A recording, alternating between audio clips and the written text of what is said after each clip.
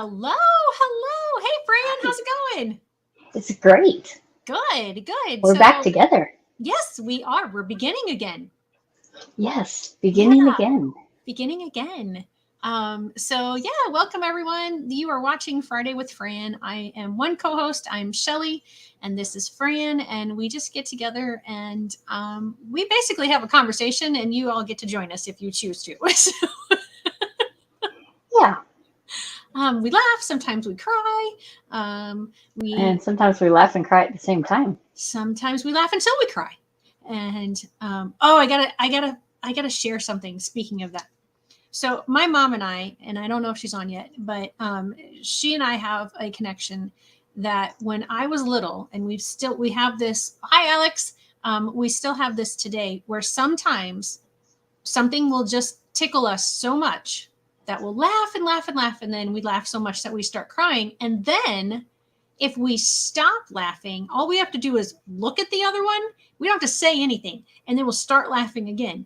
And it used to drive my dad nuts when he was alive. And now, and my husband is like, "Oh no, here they go again." And now sometimes Violet will catch on, and she kind of gets that way with me once or every so often. But my mom and I still get it. And so, Violet and Kevin will be like, "Oh, there they go again." Something get your funny bone. Yeah, and it'll be the most random, silliest thing, and yeah, it just for whatever reason it just strikes us really funny, and yeah. So, do you have that kind of with anybody, or something not exactly like that, but where you just can look at somebody sometimes, and they know? Hmm, maybe not laughing, but they know where you're going, where your Yeah, thoughts are going, and you're kind of like, okay, can't make any more eye contact, otherwise you don't know what's going to come out of the mouth. yeah. I get that at some of my IEP meetings with some of my clients, or Mhm. people who have known me for a long. I mean, I certainly can do the look thing with Kevin. We can certainly just, like, oh, are you kidding? Uh-huh. Yeah. So beginning again. So we haven't been on for, I think, this many times in a row. Um, Is it? there's been different things that have come Yeah. up in both of our lives, and that's okay. That happens. Um, so do you want to update anybody on what's been going on in your life these last 3 times of not being together? Sure. It's nothing to hide. I just I'd had the knee replacement, and Mm-hmm. so I think that was what I had physical therapy at a time. And Yep. then lo and behold, I finally got to have my GI system taken care of. So I had stomach surgery, Yeah. and it's been a little bit rough getting back from that. Yeah. So just haven't had the strength today. I think I do. Well, if we need to stop early, then we'll stop early. For me, one of the reasons that I haven't been involved is I had to say goodbye to Jonas um, Hmm. a while ago. And there was just a couple days where I was not in the right headspace to be able to do this. And as you can see, it still bothers me. Um, some days are harder than others. Some moments are harder than others. Last night was a difficult night. A friend posted that they had just gone through a very similar type of situation to us losing Jonas. And it I mean, my heart is broken for them because the pain is still way too raw and Hmm. real. And um, so, yeah, but on a good note, your Cooper was the first one that I got to pet after Jonas passed. And Oh. for anyone who has joined us in times, we've had Cooper and Jonas on the screen at the same time, and they look very similar to one another. And so it was a nice comfort to be able to pet Cooper and just have that for a couple of seconds. So I thank you for that. You're welcome. Anytime. So We yeah, like so dogs and pets. yeah, I'm beginning again in this new phase of my life of how I now get along and do my things without my shadow that I've had for all the years that Jonas was with me. Mm-hmm. And so just sort of navigating new waters. It's been really interesting. And I found out that I talk to myself a lot, but I always used to say I was talking to Jonas. Uh-huh. So yeah. So how about you with the new knee and the hopefully better stomach now? Um, it's a new season for sure. Because I'm learning to walk again. Apparently, I was really bow-legged, Oh, and so now when they put the new knee in, it's for someone's not bow-legged, and so I'm having to really learn how to walk again. And then just not even a whole calendar apart, having another surgery, kind of. I don't know if it's the wisest thing, but it's just how life happened, and so I right. did it. And I'm having learned how to eat again because I'm on a modified diet, and um, there's some days I'm like I feel like I'm starting from the ground up, and I feel like I've figured it out, and then I'm knocked over partway through the day, and I'm like, oh, guess I haven't figured it out yet. Yeah. Well, So, we begin again every day. and sometimes multiple times within the day. Yes, this is true. And that is exciting to me, that we have that opportunity, that we don't have to continue in a bad frame of mind or in a bad Hmm. situation or in a unhappy, maybe it's not bad, maybe it's just unhappy, or it's um so Difficult, or yeah. yeah. So that's exciting to me, that we can begin again every single time that we need to. It might not be a physical beginning again, it might Hmm. just be a mental beginning again. Right. And you know what I think, as you were saying that, I think one of the um, biggest things, one of the, sorry, he was pawing.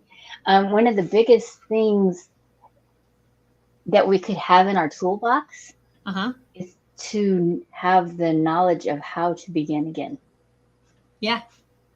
Yep. And Kate, it's, thank you for joining us. She says, I find these resetting phases can bring us closer to God and find strength with friends. yeah. So, yeah, I think and it's important for us to teach our children Mm-hmm. um, that it's okay to hit the reset button to begin again. It Yeah. doesn't mean we're a failure.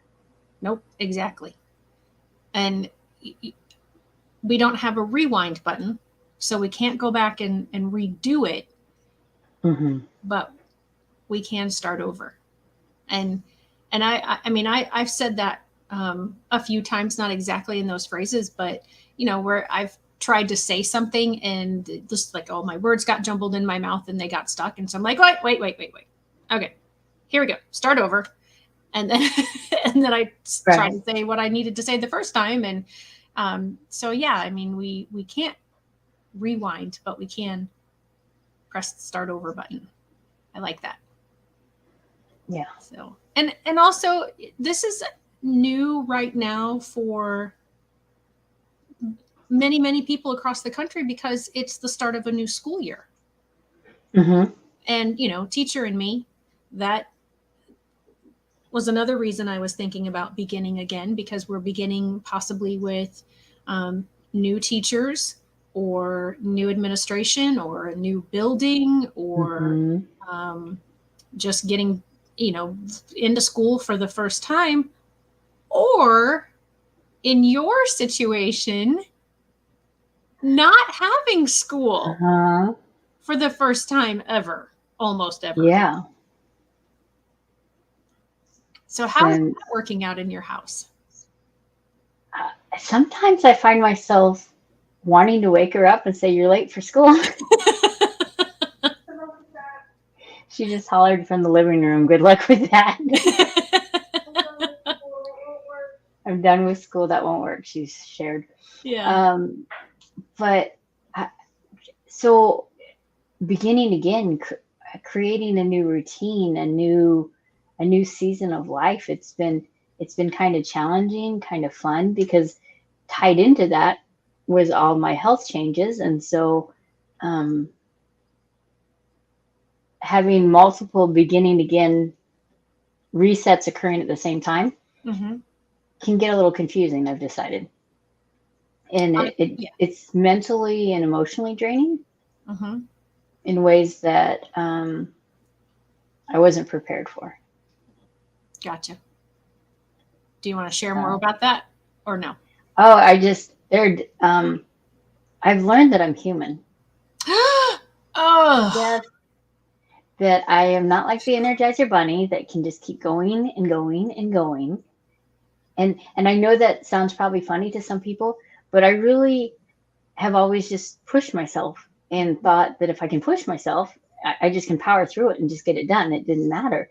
But you really can't do it. no. There. I mean, your body hits this finite wall, and I can mentally think I can do it, but my body says no, and it's not happening. And it's been really a challenge to grasp that in all ways. Yeah. Yeah. And I, this goes along with what you're saying in a slightly different way. So the other day I was driving past these people who had parked their car, and there were four people who looked, and I shouldn't do this because I have no idea, but they looked like they were quite a bit older than me. And they had gotten out of B cars, two cars. One was a Camaro and one was a Corvette. If you know anything about those kinds of cars, they sit very, very low to the ground. And I looked at them and I thought, how'd they get out of those cars? And I need to do something because I don't know that I could get up easily out of those cars at this age. So it's that, it's, and I think actually Alex kind of hinted at this several times ago about accepting who we are, not who we want to be. And I don't know if Ah, that was the exact wording that she used, but it's like, okay, these are my circumstances now. You know, mine looking at the people getting out of the cars, I can exercise, I can do yoga, I can do things, to keep my flexibility and my ability, in those ways. You, mhm. you, you don't necessarily have that with having a knee replacement or, I mean, yes, there's physical therapy to do, but, sometimes we can't prepare ourselves for our new situations or our potential new situations. You're right. I mean, think back to my stroke. Right. There was no preparation for that. Right. So, so I think this is a good one where we may have a toolbox. Yeah. I bet we could come up with several items for the toolbox. I've got paper ready to go today. Yay. This was like very divine because when I thought of beginning again, it actually wasn't my thought. It just was like, it just came out. And, to have this paper and pen here ready to go, it was from a meeting that I had earlier. So it wasn't Uh-huh. necessarily scheduled in my head for right now, but it works. So, as Kate mentioned, bringing God into everything that we do and bringing us and other people closer to God. So let's talk about this toolbox. What are we going to add, or what do we have already in this toolbox for beginning again? Um, I think one of the biggest things for me is realizing that change is not bad. Ooh, yeah.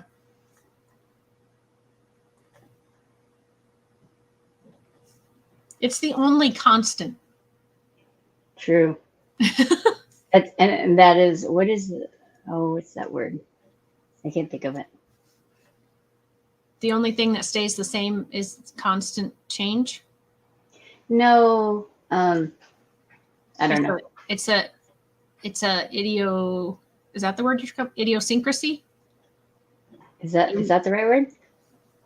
Idiom? No, I don't know. See, that's why I just stopped because I couldn't think of it. But Okay. you know what I'm saying? There's a word. Oxymoron? Maybe that's it. You're saying two things, but they sound like they don't go together. No. No? Yeah. Yeah. That's it. Okay. No. Yeah. Okay.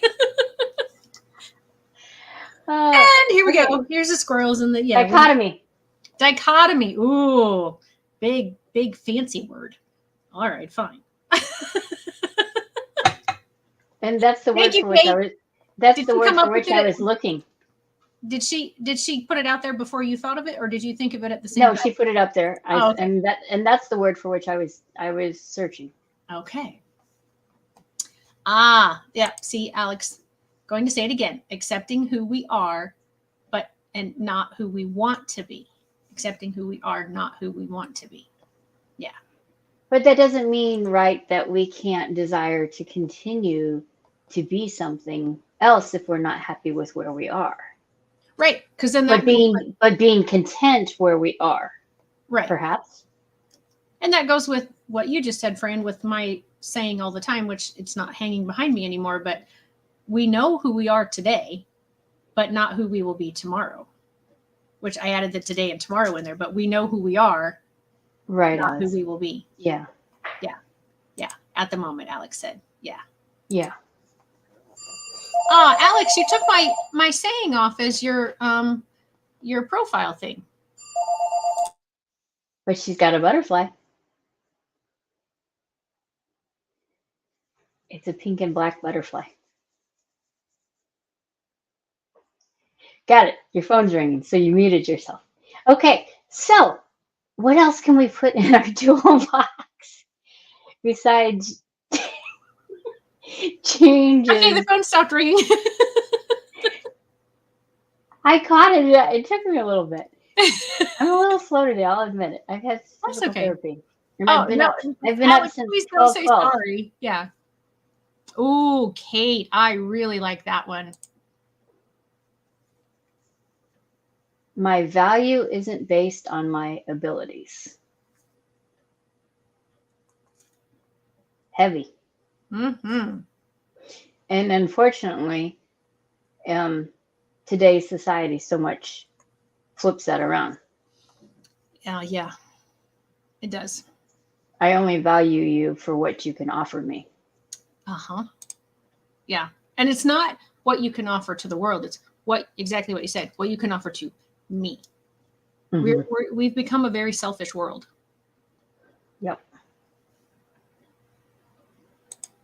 I like this. They're helping us out a lot. This is awesome. This is going to be a good toolbox. Yeah. You might have to have a couple graphics for this one, Shelley. Reaching out to friends who may have similar experiences. That is so, and I think it's so important to have that circle of friends. Mm-hmm.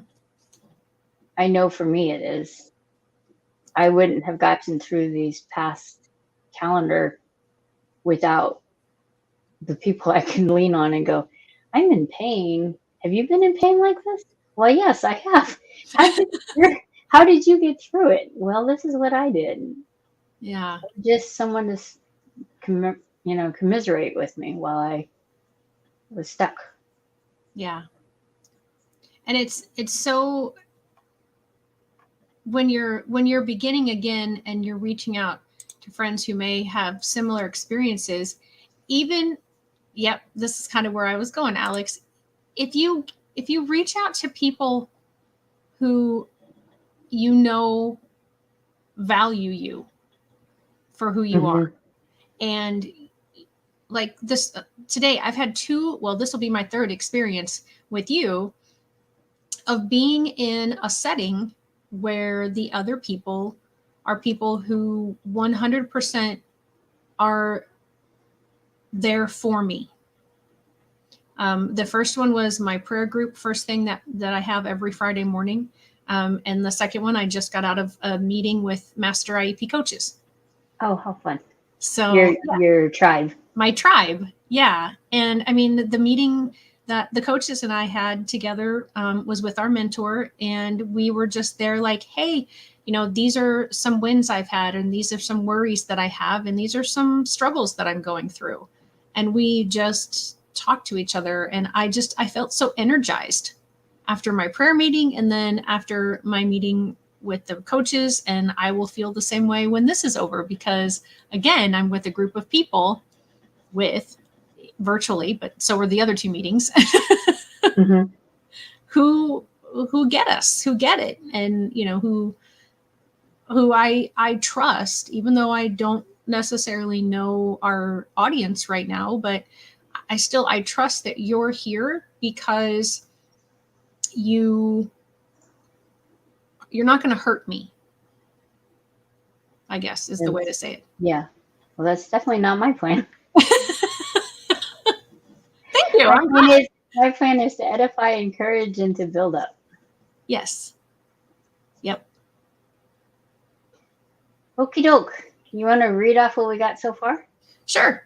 We have to realize that change is not bad, that your value isn't based on your abilities, and reaching out to friends who may have similar experiences or to those who will just listen. Cool. So what else do you have to add, Fran? Because you were like, I know we're going to have a toolbox. Well, yeah, it just seemed like a toolbox worthy topic. So do you have anything? To embrace the change as an adventure. Ooh. I like adventures. Me too. That's why that helps me. So when you go on an adventure or you think of an adventure, do you have to know the destination, or are you okay with being able to just know you're going on an adventure? Yes. Sometimes I want to know the destination before I start, but other times I'm okay just going for a drive and seeing where it takes me, or going on a path in a forest or area and just go, oh, so this is where this goes. So if sometimes my adventures are very exhilarating adventures, and those are the ones, though, I think that I like knowing what the destination is going to be, because I'm like, okay, I have to reach this point to do this. But like several years ago, we were in Tennessee and we were doing ATV riding. I'd never been to Tennessee on an ATV ride. I didn't know where I was going, but I knew I was going to eventually come back to where I started because we had a guide, and I was going to get, if I hadn't had the guide, I probably wouldn't have gotten back. Maybe, I don't know. Maybe eventually. Maybe not as expeditiously. Yes. Yeah. Yeah. And there were definitely times when I was like, ooh, what's that way? But I had to follow the guide. So I did what I was supposed to do. So sometimes having a guide in life is a good thing. Mm-hmm. And sometimes heading out on your own is just as good. Right. And I think the key is knowing the difference. Yes. Sorry, I'm writing. It's okay. I'm just free-flowing thoughts. That's good.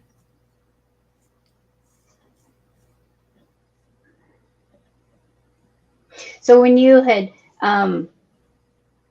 said beginning again, I'm like, I wonder where this is going to go. And I'm like, what are we beginning again? And so many things flooded into me beginning again in my own life and those around me. And I thought, okay, this is going to go everywhere. Uh-huh. I just am saying hitting the reset button as often as need be is another tool to be okay that you might have to reset and begin again, as you said, multiple times in a day. And okay, grace. giving yourself grace. And grace is not getting what you deserve or getting what you don't deserve. Right? I always go through this grace and mercy. Mercy is not getting what you don't deserve, and grace is getting what you do. I always get them mixed up. I'll be perfectly honest. I normally don't, but today apparently I am. I'll define it more. Yeah. Yeah. Mercy is when, I think, like if you've committed a crime, but the punishment isn't. So it's not getting what you deserve. Right. And grace is getting what you don't deserve. Right. There it is. Had to slow it down, reset. Right. But I find it's hard to give myself grace. I think I'm my hardest critic. Yeah, I think I'm the same way. Do you think most people are? Kate, Alex, are you like that? Kate, what about you? I don't know if most people are like that, or if it's a mom or a woman. I don't know. I don't either. But I certainly am my harshest critic. But I am everyone else's biggest cheerleader. Yep. Or at least I try to be. You cheer me on. Thanks. For which I appreciate it. Ditto. You're the messaging and that, back and forth of just checking on me and asking how things are going and letting me know that you're praying for me. I'm trying to do better at reaching out to all the people, because there are so many people that I think about. And when I have somebody's name pop into my head or in a dream, and I wake up and I remember the names of the people that were in the dreams that I had the night before, then I try to remember to say a little prayer for that person. But what I want to begin again is then reaching out to those people and saying, hey, the Lord brought you to mind today, and we had a little chat about you. Cool. Yeah. I've done that before, and when I've sent those messages, I either get a okay, or I get a wow, thank you so much. And I get the wow, thank you so much more often than the okay, thanks. But you just kind of know like the difference between when somebody answers that, how they receive what you're saying. The weird thing is, oftentimes in my dreams, it'll be people who aren't really in my life anymore. That, whether they have passed on or I just am not in communication with them, that are, and so I'm like, okay, Lord, I'll pray about that person or pray for that person. And yeah, I think that might have been part of why that reaching out to the people kind of stopped, because there was a long time where I wasn't getting necessarily people's names in my dreams or that were coming to me that I was in contact with. So I sort of got out of the habit. I just try, I know people say texting has taken over phone calls, but I just try when someone's on my heart, just to let them know they're on my heart. Yep. And just checking in. What's going on? Anything I can pray for, or you need anything? And just having, because I know when people have done that for me, what it's done for my inner being and what it's done for my spirit. And I have a really cool real life example of that. When I was growing up in high school, I was in Germany, and there were missionaries running the youth groups on the military bases. And I'm still in touch with some of those missionaries. And just the other day, one of them texted me and said, hey, you free for a chat? I mean, nice. and so And it was like we hadn't had a long, long, long time apart. Yeah. And we were able just to touch base and see where each other was and lift each other up. Yeah. That's cool. It's amazing how when you have a connection with someone who has a relationship with the Lord, that you can have mass amounts of time pass, but when you're together, it's as if no time has passed from when you last saw each other. Mm-hmm. Yeah. There's no like awkward silence. There's no, and I mean, I have that with a few people who don't have that relationship with the Lord, but I have that with, I think, everybody that I know that has that deep relationship with the Lord. Mm-hmm. Has that been your experience too? So, yeah. Yeah. Sorry, my phone, Lukey was just ringing in and it distracted me. Oh, no, that's okay. I just thought you were thinking like of all your relationships really quick. And I was doing that as well. I was like, okay, he just had a eye doctor appointment, so I'm sure they were just updating me. Gotcha. But Gotcha. and that's something I've had to begin again in with. I no longer take him to his medical appointments, and so that area of his life I've had to begin again and allow it to grow and change into a new type of relationship there. Right. And how did that, I guess that came to be because of all of your medical stuff, right? Yes. And so how, I'm sure that wasn't just oh, okay, here, take it over.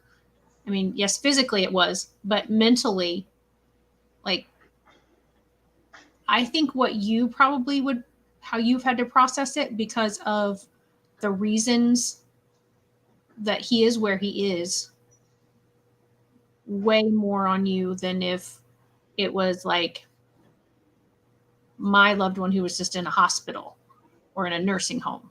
Mm-hmm. Does that make sense what I'm asking? Yeah. It's been a process, Mm-hmm. and many reset buttons.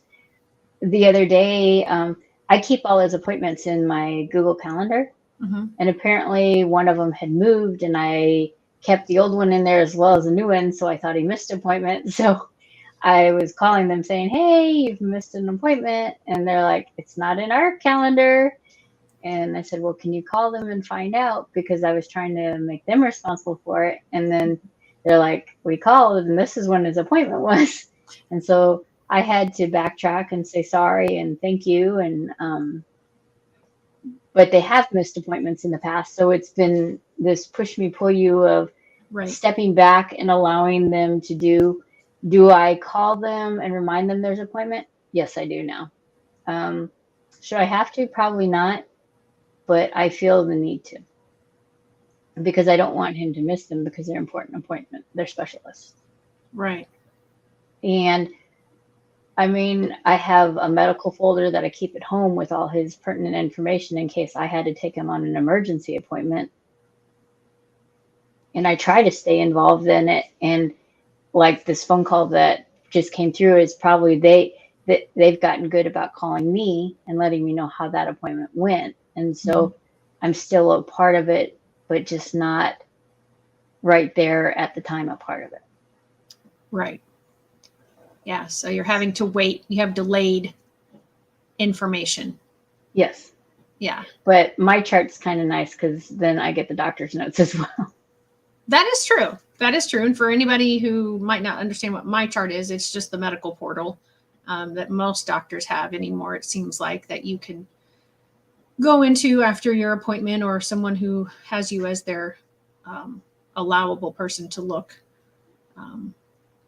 And they can check those kinds of things out. And yeah, so that is helpful for sure. But you have to be on that person's list, because if you're not, then you're still not going to get that information. You still have to wait for your mom to call. I mean, your person to call you and tell you. Oh, I miss your mom today. I know. I don't know where she is. She probably forgot it was Friday. Probably. Well, it's funny because she remembers Friday much, much better than she does Tuesday. So she rarely remembers to catch me at hashtag no limits, but she rarely misses a Friday with Fran. Right. True. That's right. So yeah, I don't know. I don't remember if she said she had something to do today.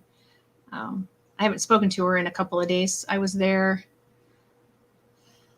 What day was I there? I don't know. I was there one day this week. I don't remember what day it was. But yeah, and I don't know that I've spoken to her since then. So Got it. And you check in there. So what else? Anything else for our toolbox? I So we have. feel like there's a multitude. Go ahead. So we have embrace the adventure, hit the reset button as often as necessary, give yourself grace, realize that change is not bad, your value isn't based on your abilities, reaching out to friends who may have similar experiences, just reaching out to friends to be good listeners. Having a guide can be helpful, but sometimes going alone is good too. Nope. I'm not sure. I think knowing that, having the knowledge that there will be many times that you will be beginning again, maybe take some of the fear out of it. Yeah. The unknown is the thing that causes the most fear. And the reason I went, is because I don't know if it's posting today. But I do a behavior almost every day on my social media. And one of the behavior tips that I either have scheduled or it actually posted today, I can't remember which, talks about that, like having a routine of kind of, how your day goes is very helpful for lessening behaviors because fear of the unknown is the biggest cause of anxiety. True. And that's with anything in life, anything that you fear, any unknown, I got this partial doctor's diagnosis, but now I don't know what everything is going to come about because of that diagnosis.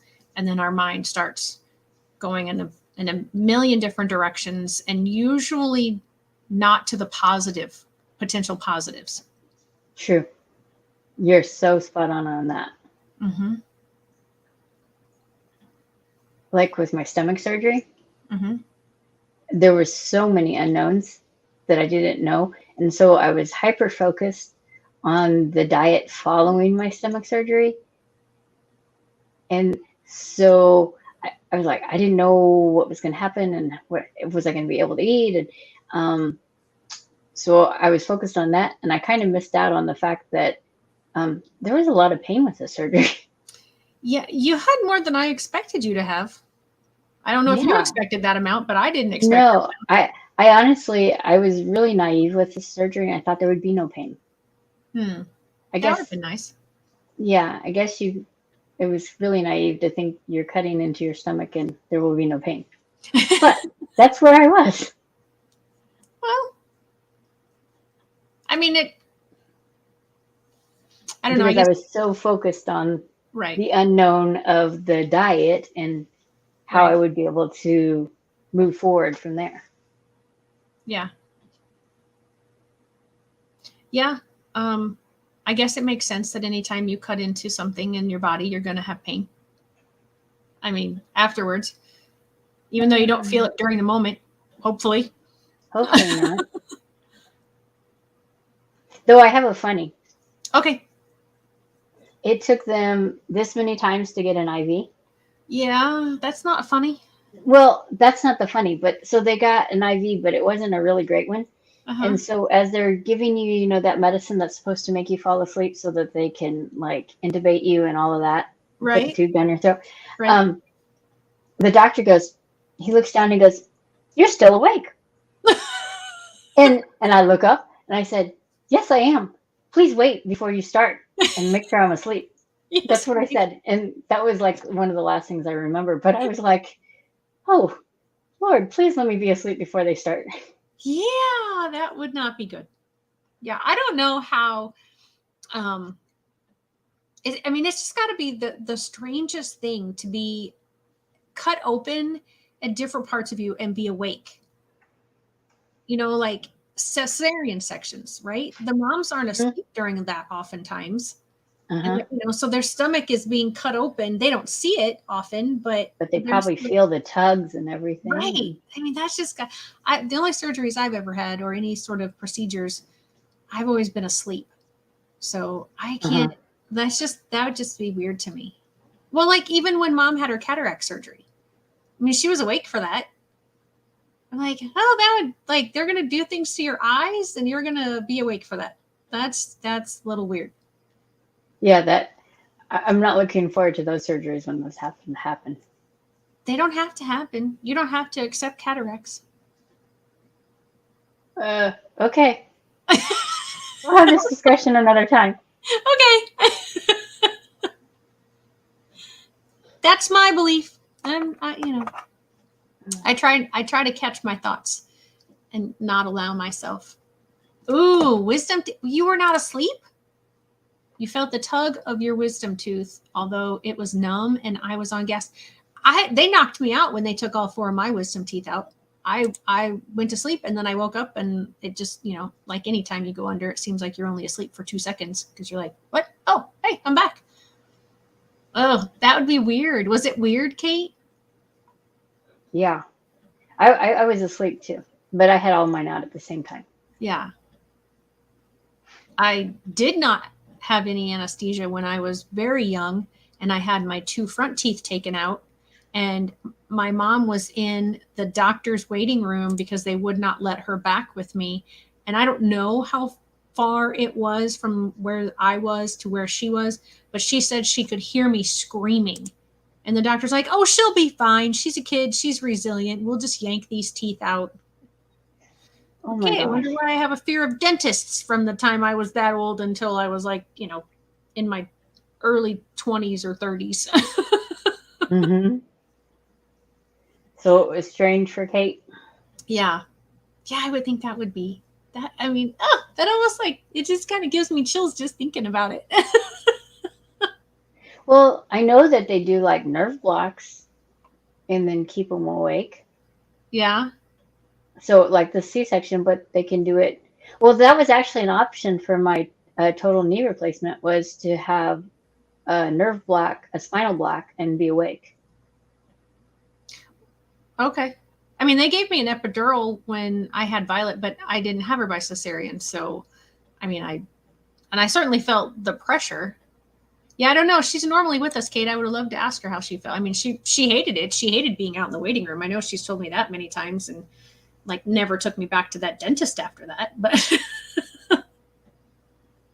um, so a nerve block. Hmm. Yeah. I don't know. That's weird.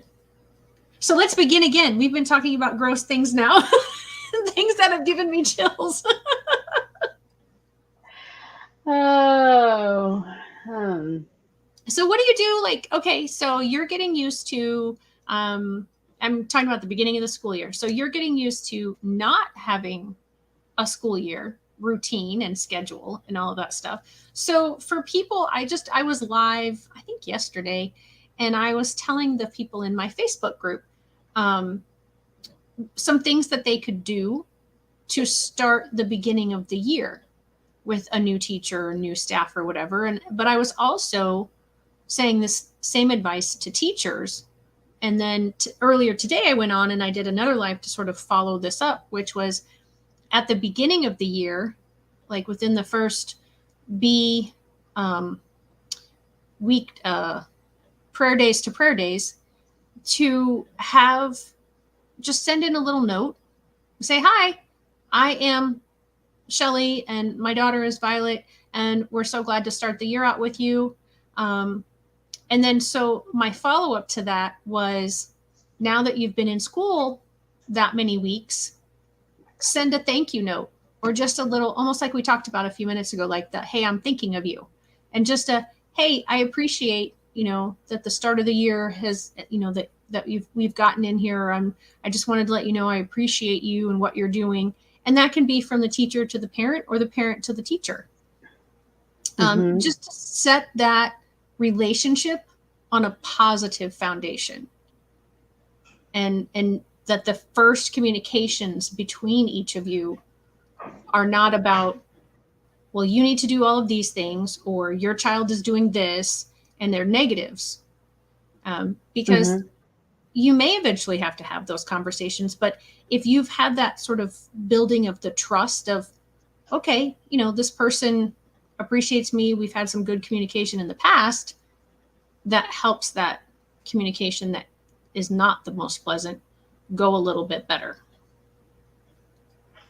That's wonderful. That's great tips. And I was thinking. Oh, go ahead. No, you go. You were thinking? I was, and that's always scary. Just ask Kevin. I was thinking how I'm putting out this like blanket advice to my Facebook group, but how I haven't really necessarily advised my own clients specifically to do that. You know, like I haven't sent that out in the newsletter. So I'm like, yeah, I probably need to send out an email today and be like, hey, here's some suggestions for you.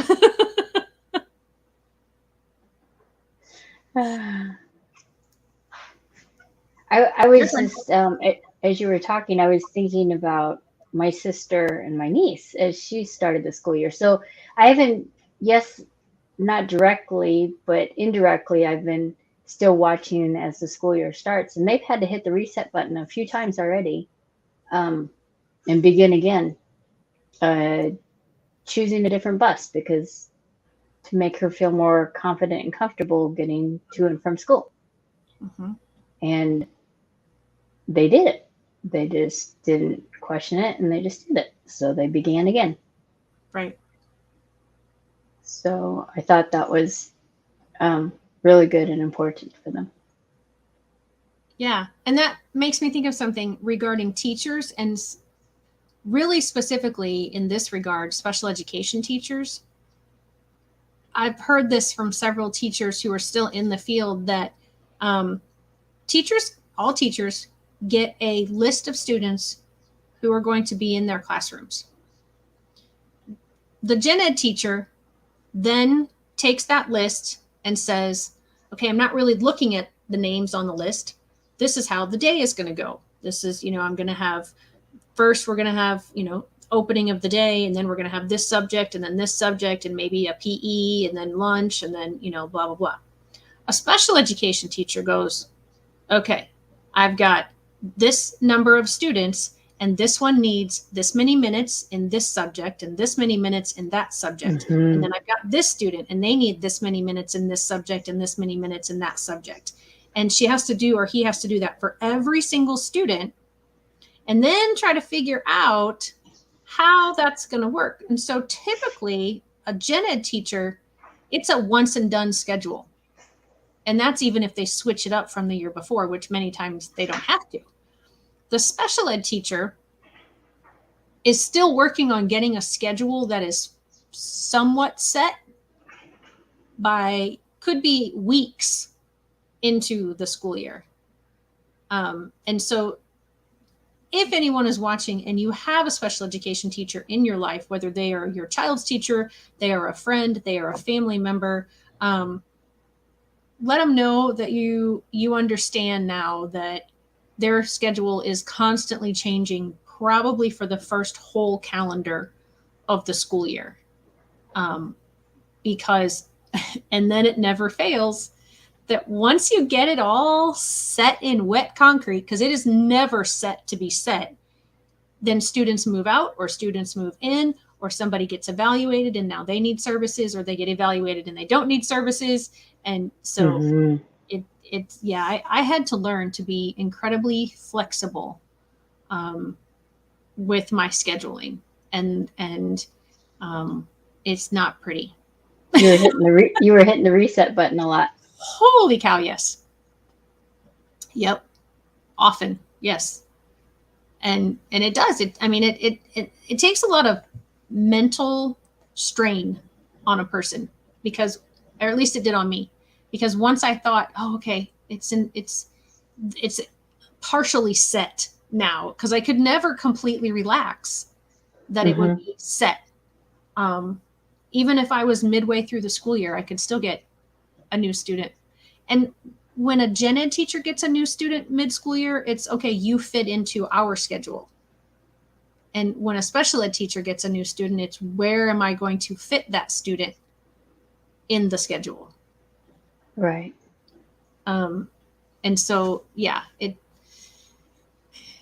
that was, yeah, I learned I could do a lot of different things at one time because I had to. Yeah, I watch, it's a juggling act. It really is. And I don't know that parents really understand that sometimes, especially parents of kids who have a special education teacher as one of their teachers, because, you know, they're like, well, they get X number of minutes and they should be getting those X number of minutes from the time that the school bell rings on the very first day of school. Yeah, in a beautiful, perfect world, that would happen. It doesn't happen in reality, though.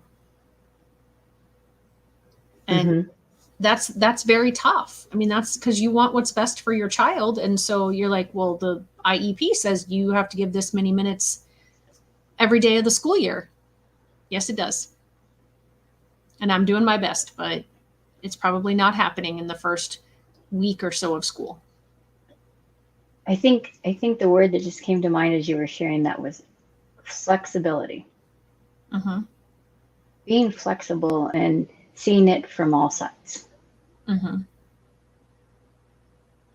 Yeah. As the parent, as the educator. Yeah. And from the student's perspective. You know, and this was actually something we talked about with the master IEP coaches today was, you know, sometimes because we have parents, teachers, admins, and therapists are all, anybody can be a master IEP coach. And this was from a teacher, and she was like, you know, I have this student, and I think there's a disconnect from what actually happens in the classroom to what is told when the student gets home. And I'm trying to make sure that the parent understands that, you know, like, for example, the teacher said the student went home with a full lunchbox. And then when the mom said, well, didn't you have your lunchbox at lunch today? Or why didn't you eat? Or why didn't you eat? And he said, well, I didn't have my lunchbox. So the mom took that as I didn't eat lunch. But what happened was the child had a hot lunch because they chose not to go back and get their lunchbox. But in the conversation, it didn't come across that way between the child and the parent. So then the parent is upset and calls to the school and, you know, was like, why didn't you let my kid eat lunch today? And so it's not only having all the perspectives, but it's having the context. So, yeah, Kate says she agrees flexibility is key. Elle, I think I'm going to add that into the toolbox. Cool. And I was just thinking as you were sharing about the special ed teachers, and it brought to mind just I would have an idea or a thought of what the school year, our morning routine was supposed to be. And then realizing this is not working and having to hit the reset and begin again, because whether it was verbal feedback or how they were responding in their behaviors, this was not working.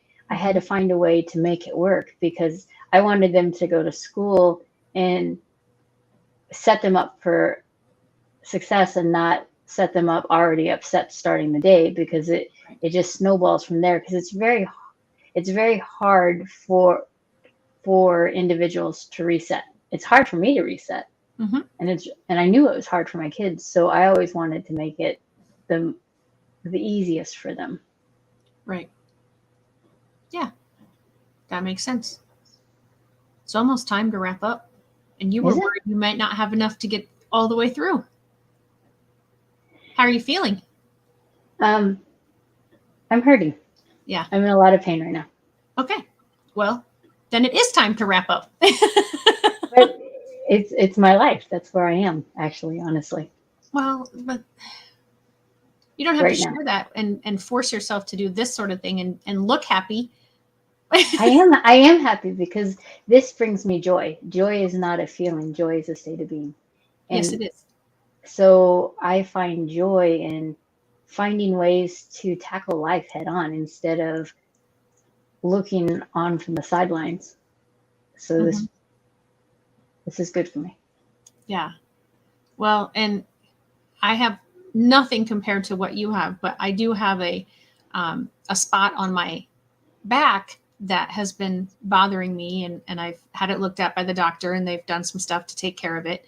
And um, when I am not focused on it, because I'm doing something like this or other things, it doesn't bother me so much as if Hmm. I just can sit and go, oh, this hurts. Oh, this itches. Oh, this is bothering me. Amazingly, it gets worse at those moments. So I think having something to distract us and draw our focus away from that which is bothering us is a good thing. Right. And I just, um, through all this, as we've shared, and especially as Alex said, having friends, I just want to remind everyone that you're not alone. And if you feel alone and you're in a deep dark spot, reach out. And there is a number now, and you can call it and you can text it. It's the same number. Mm-hmm. You remember what it is? 988. So please never give up hope. Yes. Yes. Because while Fran and I try to be here every week, sometimes things take us away and we can't be here. There is one person who is always there for you, and that is God. And you can always pray to him and ask him for strength and guidance. Um, and if you Hmm. don't feel like you're hearing from him and you need to hear a voice, then you can text or call that 988 number, Right. and you can get the help that you need. I see Cooper getting excited about something. Did I just hear Yanko in the back? It was my sister you heard. Oh, okay. She I just just heard a got back. noise. I couldn't Oh, tell but what. that's Yanko right there. Yeah, I see her. Seen Walking him. in. He's Yeah, big now. he's huge now. Yeah. Yes. Well, Kate and Alex, thank you for joining and participating today. Yes. We greatly, your input is invaluable, and you have really Yeah, helped us Kate, develop thanks. this toolbox today. So thank you very much for that. And thank you for anyone who might be watching in the replay. If you have ideas for the toolbox that you want added or you think would be a good addition, please comment them, and I Drop it in the will add comments. them Yeah. in. And yeah, and thank you again for being here with me, Fran, and having Cooper there. And It's dog day today, National it Dog Day, or is, Pet it Day, or is Dog Day. I don't know. National Dog Day. Yep. Yep. So, Somebody messaged me first thing this morning and said extra love today because of what yeah. today is. So, yep. All right. Well, hopefully we will see you next week. Yep. All right. Bye. Bye.